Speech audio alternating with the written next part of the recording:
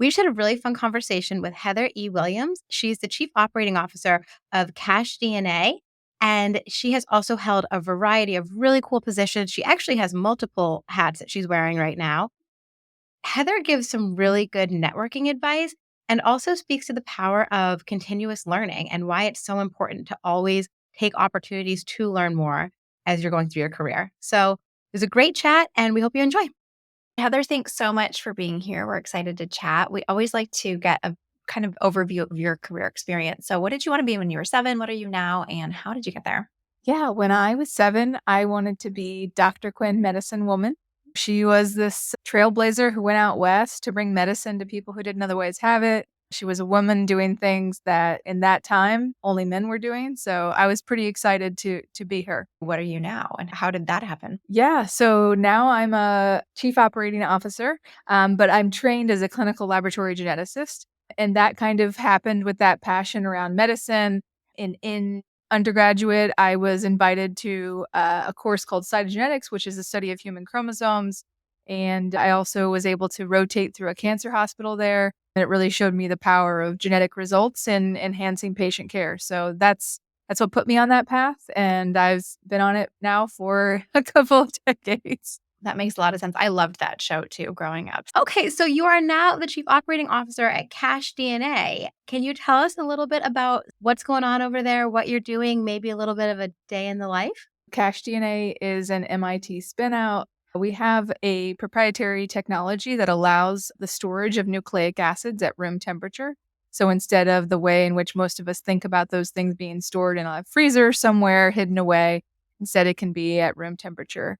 A day in the life. I think the day is so full. There's many hats that I wear, from, getting into the weeds around how do we transfer something into a procedure for our customers to use in their laboratories, to being on a call with investors, to talking about, the potential of our technology, in a pitch to potential customers. Wearing all the hats. I like it. Yes. So with the company, how big is your team? How many people are over there at Cache? We have 7 people, and we have quite a number of clinical and scientific advisors who are supporting us through this journey. What are some of the strategies that you have employed to build the company thus far? I think that having a team that's united in the mission to build our product and what it's going to deliver for genomics, always linking back to the fact that there is a long-term impact of our business. It's not just, doing something and maybe someday it'll have an impact. Always having in your mind's eye that every action you're taking right now is, for the customer and for the patients that they serve. So I think that boils down to having communication and knowing that someone has your back. That builds a really strong mission and ethos culture too. I'm sure your employees are also linking it back all the time. That's really important from the beginning. And we're seeing more companies go that route, thinking patient first. So I love that. Heather, you gave a really good but succinct synopsis of Dr. Quinn, medicine woman, COO. You have an incredible wealth of experience. I am looking at your bio right now, and you have done a lot of really interesting things and have held some really cool jobs. One of the ones that jumped out at me, and we're going to dig into this a little bit, but you were the head of cancer testing over at Flagship for a while. So, can you talk about how you did that, how you transitioned from being the head of cancer at Flagship over into what you're doing now? That's a pretty big jump right there.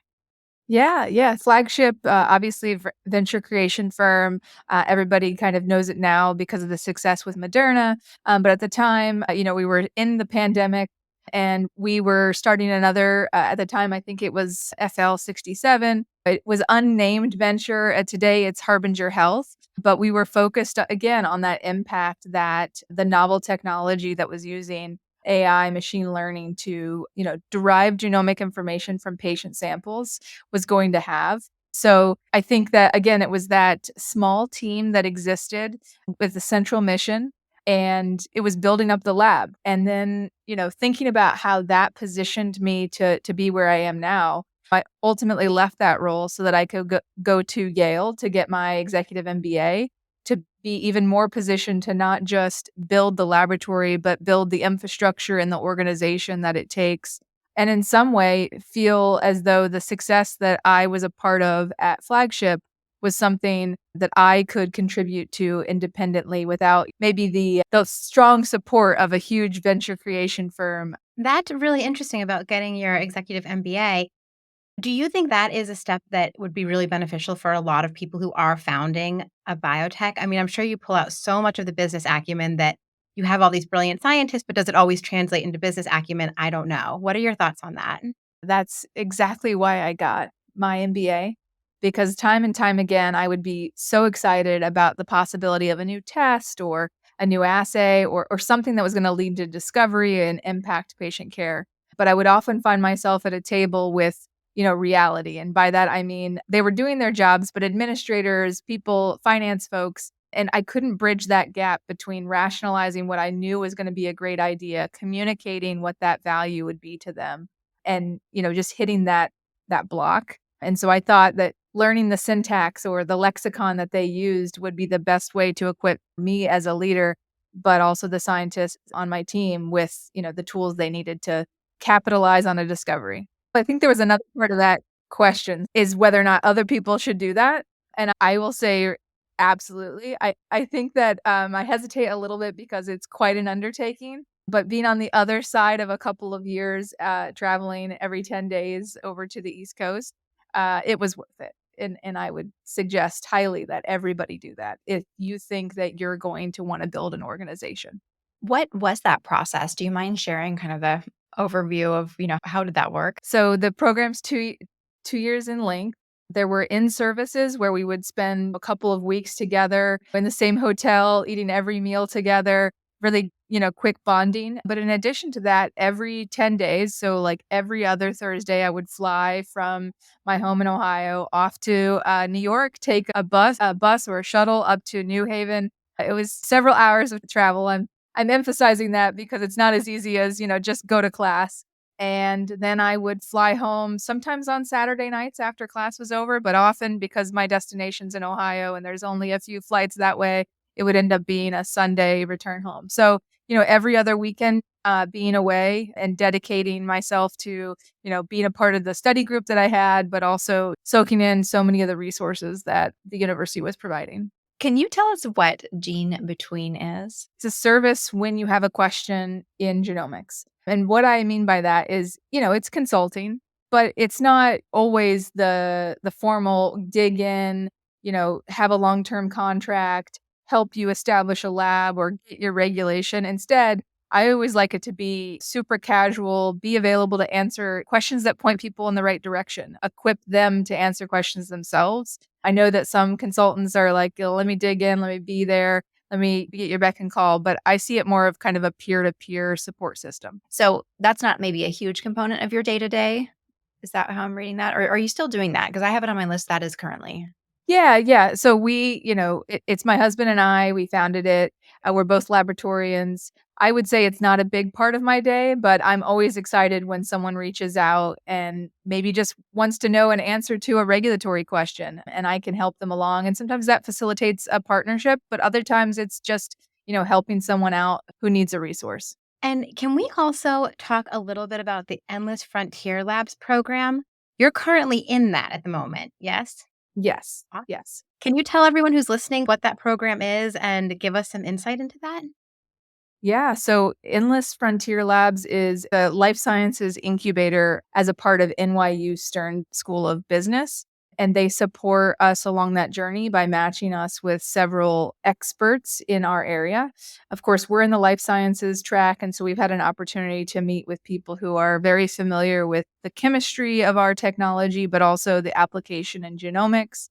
It's supporting us on the journey, being there to meet with them. It's about I believe it's 4 meetings over the course of the year, but a couple of those are in person. So really having that face-to-face connection with someone who can help open doors for you and you can contribute maybe to their organization if there's a match there. So in a nutshell, I would say it's a supportive group of people who want to see our company succeed.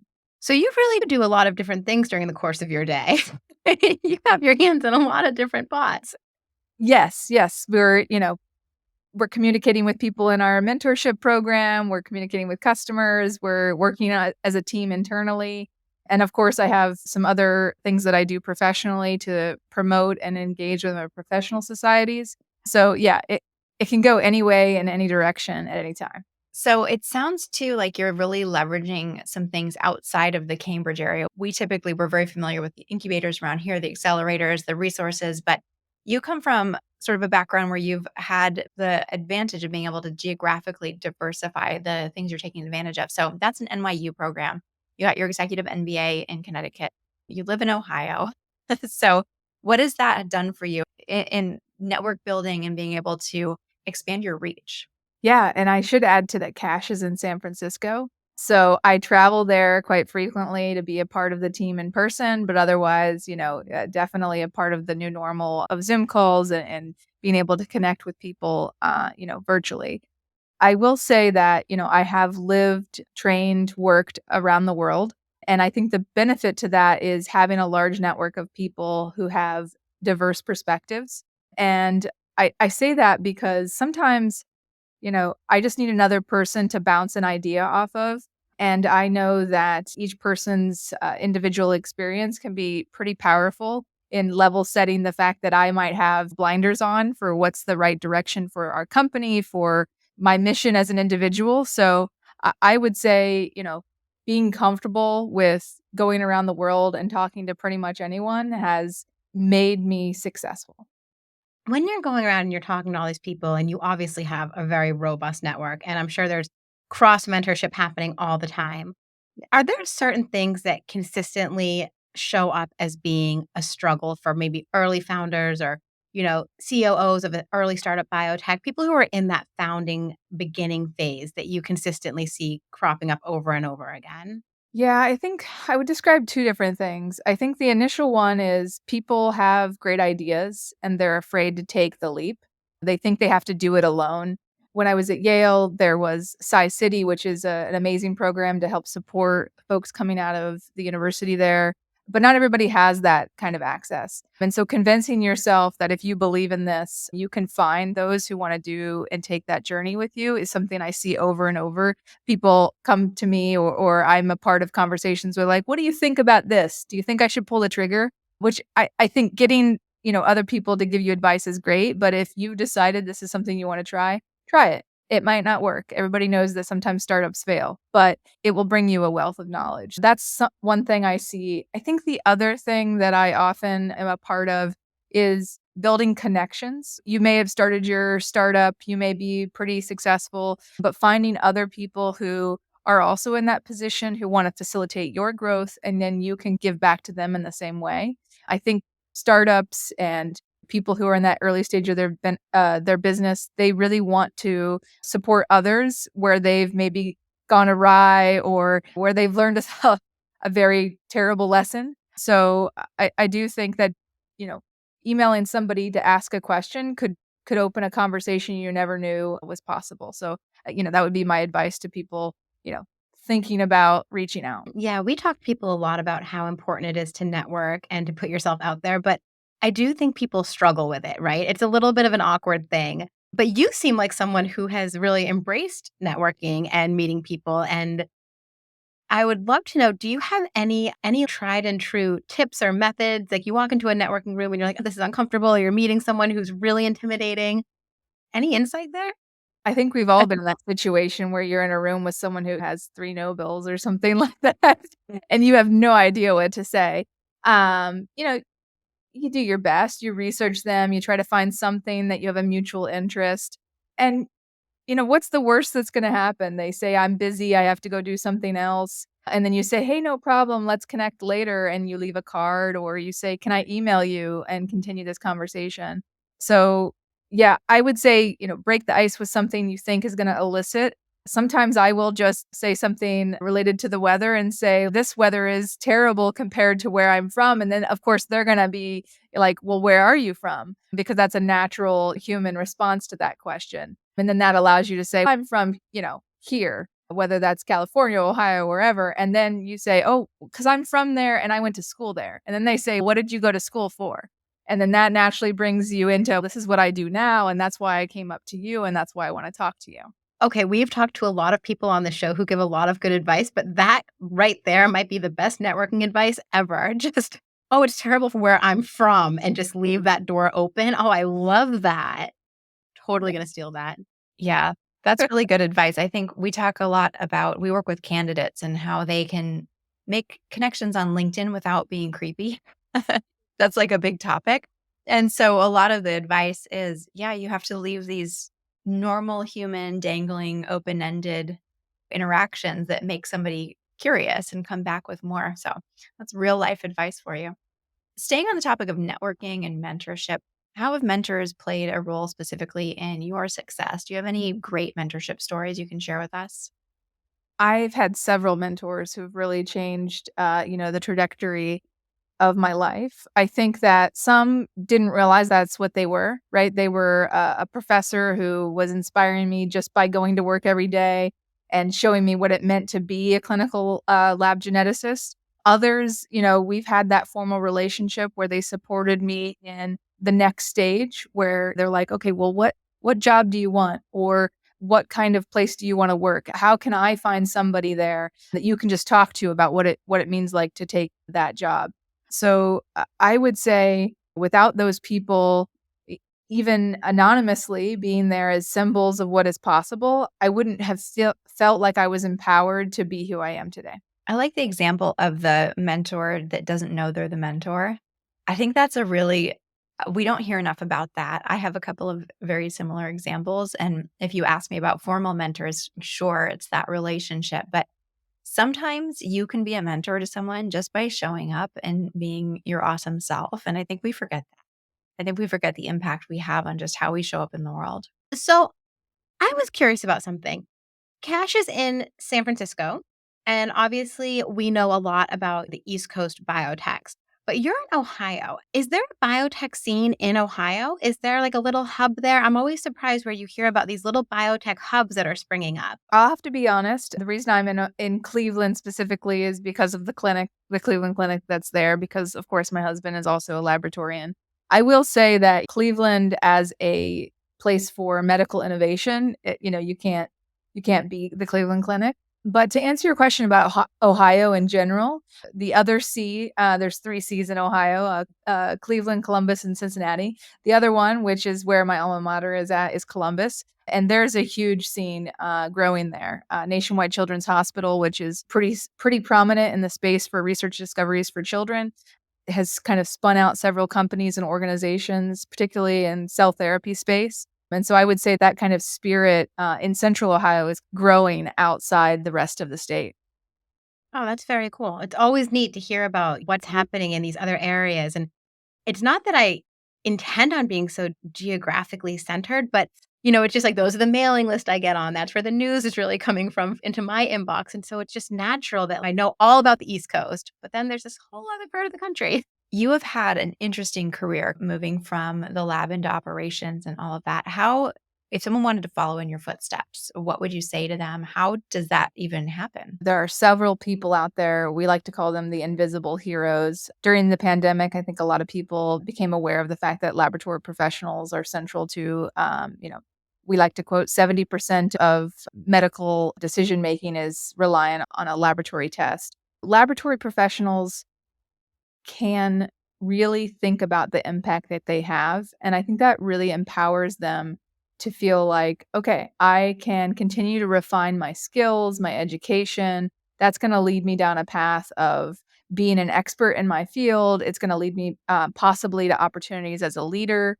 Again, I think we talked earlier about having patients central to your mission. And that allows you to really dig in and be devoted to not only the patients that you serve, but to yourself. Because as you improve it's possible for you to do as a laboratorian, I think you're ultimately ensuring that every patient gets the right test.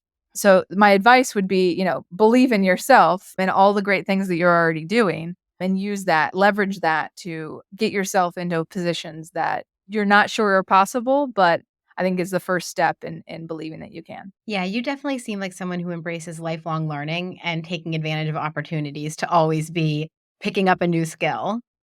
Yes, yes. My daughter likes to tell people that her mother has been in school as long as she's been alive, and she is 21 years old, which is which I actually was in school a little bit longer than that, but that's fine. She can say that. Sounds better that way. It's more Yes. concise, you know? Yeah. Well, going back to Cache a little bit, can we talk about the culture you guys have over there and what you're sort of building to? You said there's 8 people there right now. Is that about the size you want to stay? Are you looking to grow? How's that all working out? I think our culture is, being there as scientists for each other, grounding ourselves in what is scientifically possible, not I think a lot of people think startups are, people just sit around and think about the future and how this will work. And because of the nature of the product that we're going to deliver on, which is, storing nucleic acids, we have to start with what are the basic principles of science and how can those be applied in our customers' hands. And by that, we are a small team. We are not looking to stay small. We have all of these laboratories across the country that leverage genome informed care, and pretty much anyone who's manipulating nucleic acids is a potential customer for Cache. And so we have to be planning every day about what does that look like in different customers' hands for our product. And also we have to be building a lot of relationships with scientists, because I think we talked about earlier the diversity of minds. We're a small team. We don't necessarily understand all the perspectives of scientists who are going to work and engage with us. And the only way to learn that is to get out there and talk to them. I'm really excited about the field of precision medicine, and I know that you are too. But when we think about how this is growing and expanding, you have a lot of opportunity in this space because we are seeing more and more people thinking about even personalizing things, doing more testing, using data-driven insights for patient care. So, what are you excited about? Where are you seeing this expand? What's next? Yeah, I'm really excited that many of these tests are becoming available and they're deriving a lot more information than maybe just 10 years ago.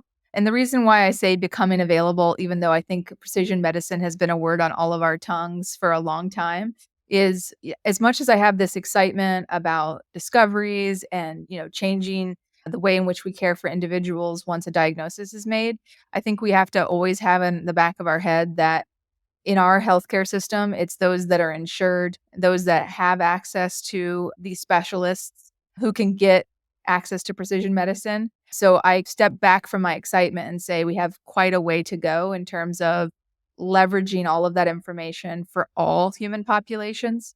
So, yeah, don't want to be a Debbie Downer, but I think that's important for us to have context there of it's so exciting, but it's only a fraction of the information. It's only a fraction of the people who can access it. It's so true. It's not democratized yet. And I think we have a lot of work to get there. I'm hearing a lot about what do they call these doctors? Concierge doctors. And these are doctors that are, outside of the traditional insurance system, and they will order all kinds of great testing and full body MRIs and all of the different things that the rich can afford to have done. And so while that's great and exciting, that is not everybody. So to your point, we have a lot of work to do. Yeah, I think we have to remember when it's great to maybe have a physician at your, beck and call, but is that the right utilization of medical services? I would say no, but of course I don't have access to that kind of 24-hour support. So I don't know how it feels. Me neither. Me neither. A lot of people are forward looking about their health, their children's health, and some are even thinking about their grandchildren's health. And so, our technology is this room temperature storage of nucleic acids, but it's long term, right? We know that when DNA and RNA are stored, they tend to degrade over time. But if today you wanted to keep a biological specimen of your genome so that information could inform the care of your children, of their children, that is essentially possible with our storage technology. And that's how we see several different ways that keeping a biological sample long term could help the cancer journey for retrospective, but also for those who just have health and wellness in their mind's eye, right? Leveraging that information, keeping it in the sample type that you've collected, and you don't have to go back and be poked again. I do think it's a hot area for people talking about precision medicine, not just what it does for patients now, but thinking about the future. When we do get to that point where everybody's data is accurately represented in these databases that we leverage for genomic interpretation. I could even see that being really useful in the research space beyond medicine. I was listening to a podcast the other day where a researcher was talking about finding a quote unquote treasure trove of a minus 80 in Canada that had all of these patient samples that were collected in the 80s. And that's great. But think about the storage of that. That's a long time to store those samples, the energy, the space, all the resources. Oh, absolutely. I think about medicine, the precision medicine, genomics, all of that, just because that's what I've done most of my life. I've trained in that space. But I think that anybody who is leveraging samples in that way, whether they want to store them long term, whether or not you talked about electricity, you talked about the aspects there, there are still areas of the world where the government is cycling the electricity off day to day. These places have hospitals, they have labs, and they have all kinds of consequences that they have to deal with when the power goes out and that they can't ensure care. So, there is an aspect there that could support remote areas of the world where the cold chain just doesn't work for not just because they don't have a minus 80, because they don't even have the power to run a minus 80 if they had one. You don't think about how much we take for granted with our infrastructure. I mean, we've had electricity for a long time. I think we're into the third century that had electricity. So it's just like second nature to all the rest of us. But certainly that's not something that everybody on this planet has the ability to access. Good friend of mine just got back from a trip to South Africa, and in Cape Town, which is a large city, they cycle electricity within the city. So this is not even places you would think are not developed. It's just, what is the infrastructure? What is the load? What is the population density? It's not just getting the samples into a minus 80 and then dealing with the electricity issues. It's even getting the samples from the patient who might be in a more remote area to that central city, whether it's Cape Town or, just here in the States, right? Going from like rural Montana out to the capital there, it's not easy. And so facilitating that as well. Even here, the power grid fails. We've seen it happen multiple times, right? People lose Yeah. power and hospitals do lose power. So, it's not foolproof. That's Yeah. super interesting, Heather. I'm really glad you explained that because I think that's a really fascinating. I hadn't even thought about, the Montana is a massive state. To get from A to B is not exactly, it's not Boston.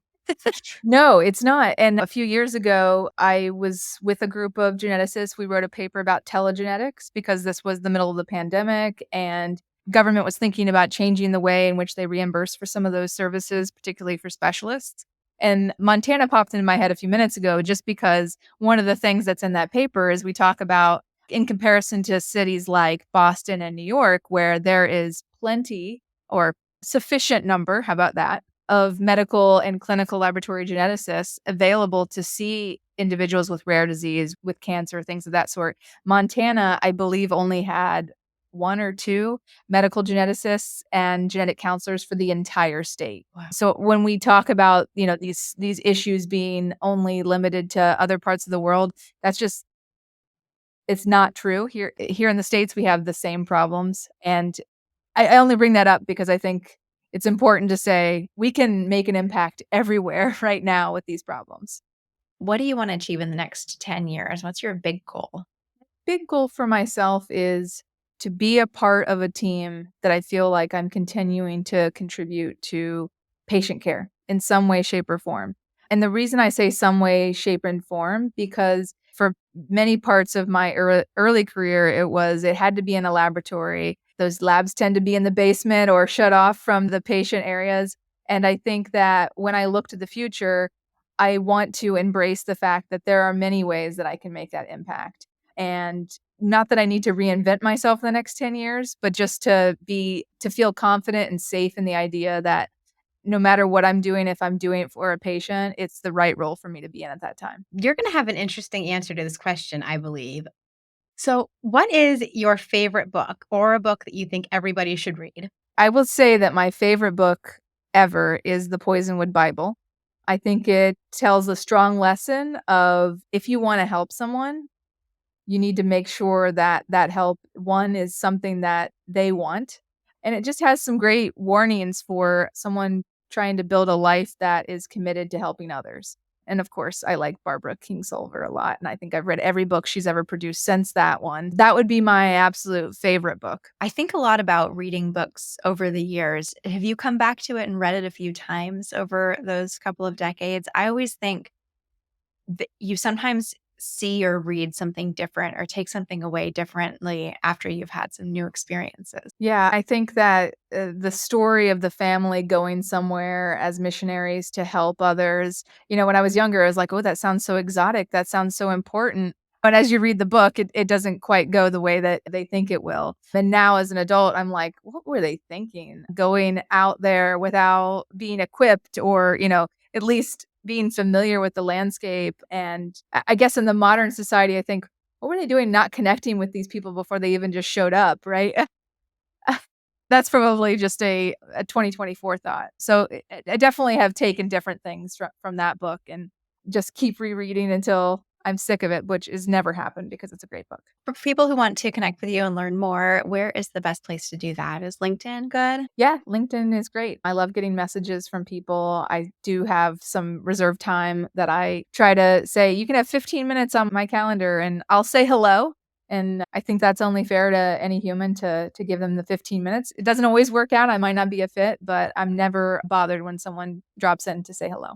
Oh, amazing. We'll link your LinkedIn into the show notes and also about your other companies as well so that folks can find you wherever they want to. Thank you so much. This was really, really interesting. Thank you both. I had a great time.